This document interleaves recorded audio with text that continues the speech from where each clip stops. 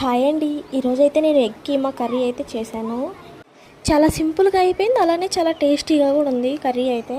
ఇదైతే పక్కా ట్రై చేయాల్సిన రెసిపీ అండి. చాలా టేస్ట్గా ఉంది. నేనైతే చేసేదాకా కూడా అనుకోలేదు ఇంత టేస్ట్గా ఉంటుందని.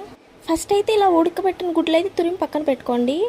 అదే ఒక బాండీలో ఆయిల్ వేసుకొని ఆయిల్ హీట్ అయిన తర్వాత చెక్క, లవంగా, యాలకులు అయితే అవి వేసుకోండి. నా దగ్గర అయితే అవి లేవు, అందుకే నేను చెక్క మాత్రం వేసాను. అవి కొంచెం ఫ్రై అయిన తర్వాత కొంచెం కరివేపాకు, అలానే ఒక 2-3 పచ్చిమిర్చి, అవి కూడా మొత్తం వేగిపోయిన తర్వాత సన్నగా తరిగి పెట్టుకున్న ఒక పెద్ద ఉల్లిపాయ ముక్కలు అయితే వేసుకోండి.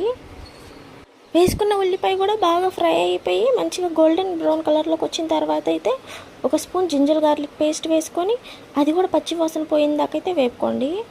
అది కూడా చిన్న చిన్న ముక్కలుగా కట్ చేసుకున్న టమోటా ముక్కలు కూడా వేసుకొని అది కూడా మంచిగా ఆయిల్లో ఫ్రై అయిన దాకా ఉంచుకొని ఆ తర్వాత ఒక స్పూన్ ధనియాల పొడి, ఒక చిటికెడంత పసుపు, మీ రుచికి తగ్గంత సాల్ట్, ఒక స్పూన్ కారం, అలానే కొంచెం గరం మసాలా వేసుకొని ఒకసారి గంటతో మిక్స్ చేసేసుకొని అది కొంచెంసేపు ఆయిల్లో ఫ్రై అవనిచ్చి మీకు ఎంత వాటర్ కావాలో అంత క్వాంటిటీలో కొంచెం వాటర్ పోసుకొని మనం ముందుగానే తురిమి పెట్టుకున్నాం కదా ఎగ్, అది కూడా కర్రీలో వేసేసుకొని ఒకసారి మొత్తం మిక్స్ చేసుకొని మూత పెట్టుకొని ఒక 5 మినిట్స్ అయితే మూత పెట్టుకొని మంచిగా ఉడికించుకోండి.